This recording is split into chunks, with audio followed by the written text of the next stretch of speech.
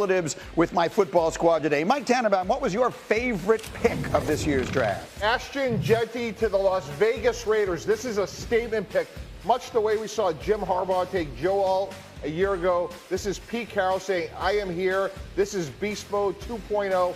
I love this fit. I love this player. And we're going to run the ball a whole heck of a lot. AFC West, get ready. D. Wood, what was the player who you think will have the most immediate impact in year one? I'm going with another running back, Omarion Hampton, going to the Los Angeles Chargers. Listen, we know the MO of Jim Harbaugh. Jim Harbaugh is a physical type coach, wants to establish a line of scrimmage, run the football. We've been seeing how they've been, really building up their offensive line. Now you get the explosive running back to go behind that offensive line. Peter Schrager, what was your favorite moment of the 3 days of the draft? Here's a first, a day 3 draft prospect coming out of the green room. This is Barron Sorrell, drafted by the Packers, the hometown team.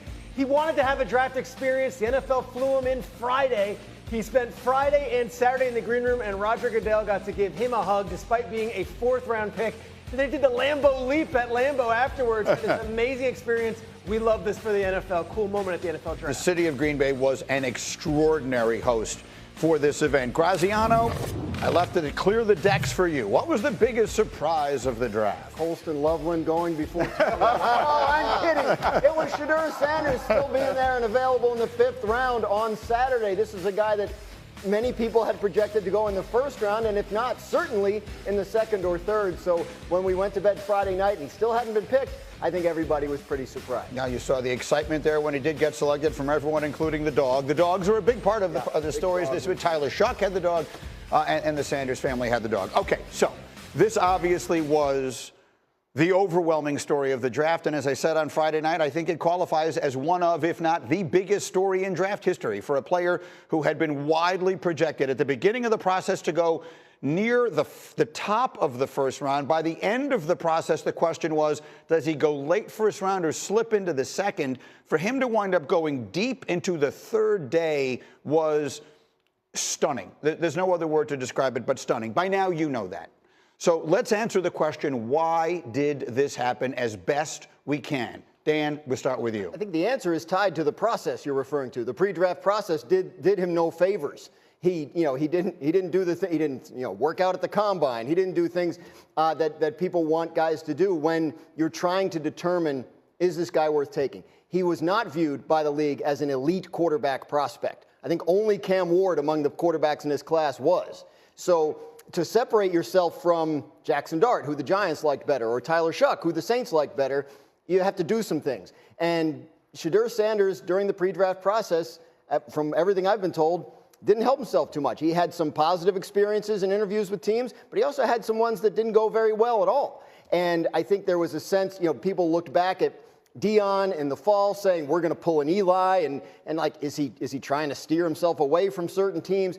It was just a lot going on. And I think by the time we get to the 3rd round and teams are thinking about backup quarterbacks, now you have, well, if we bring him in as our backup quarterback, is there going to be a whole circus around it? Nobody wants that with their backup quarterback. So I think it was an accumulation of things that start with he wasn't viewed as an elite prospect, and then he didn't do anything in the months leading up to the draft to really help himself. Well, let's ask then someone who has been on the other side of that process. Mike, you have conducted the process for 2 different teams. What is your takeaway, not only from that experience, from having been there all weekend and talked to as many people as you have? Why did this happen? Well, similar to what Graz says, when your ability is not beyond reproach, the pre-draft process, Greeny, matters. Let's put it into 2 buckets. One is the objective competition. So we have a graphic here. When you look at the other quarterbacks that were drafted before Shedeur Sanders, they all competed in some way. Now, this is not outcome determinative. There are plenty of other quarterbacks that didn't do a lot, be it run a 40, participate at the combine. But just to compare Jackson Dart to Shedeur, Jackson Dart worked out at the combine. He had a great Senior Bowl week. So if you're the Giants and you're looking at competition and you're looking at one guy that's doing everything and one guy that's doing nothing, and again, Shedeur has good ability. He didn't have great ability. But the other part, which is probably even more important, Greeny, is the pre-draft process is an interview process. I remember one time at the Jets, we got on a private plane with our owner, Mr. Johnson, and we went out with our head coach and our offensive coordinator. We sent a 20-page playbook to a prospect. When we got there, he was awful. We got back on the plane. I apologized to Woody. Said, boy, I can't. That was a big waste of time. That quarterback still won in the first round and didn't have a good career. There were plenty of times at the combine where a quarterback would come in and he would blame a wide receiver or a play caller for an interception. We took that quarterback off the board. Now, in fairness, I was not in these interviews with Shedeur Sanders, but it is reasonable to conclude, and talking to many others, that he had some interviews that were very bumpy.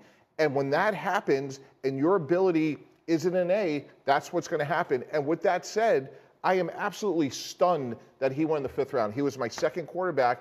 But at the end of the day, Greeny, teams have the right to make decisions based on the pre-draft process. These are job interviews. And to Shedeur's credit, he came out last night and said, you know what, I could have handled it better. And if I was the Cleveland Browns today, I'd put my arm around him and say, that's ancient history. Go have a great career. Look, I think this is a combination of things. To your point, you can do that stuff. And Caleb Williams last year met with one team. Right. Refused any other interviews, did not work at the combine, did not do anything, said, I'm only interviewing with the Bears, don't even bother talking to me. And he went first overall. You have to be Caleb Williams' style of quarterback in that it is a bar none first-round prospect.